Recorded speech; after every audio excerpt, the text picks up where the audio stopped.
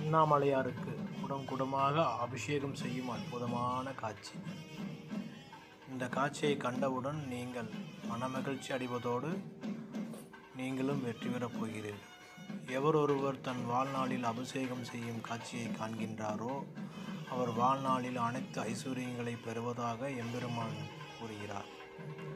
ஆமாம் நண்பர்களே, இந்த அற்புதமான காட்சியை அடுத்த 48 மணி நேரத்தில் உங்கள் வீட்டில் ஒரு சுபகாரியம் நடக்கப் போகுது நண்பர்களே. உங்கள் வீட்டில் ஒரு சுபகாரியம் கண்டிப்பாக நடக்கும். இதை நாங்கள் உணர்வுபூர்வமாக அனுபவித்து தான் இந்த விஷயத்தை சொல்கிறோம். 100க்கு 100 உண்மையான விஷயந்தான் இது.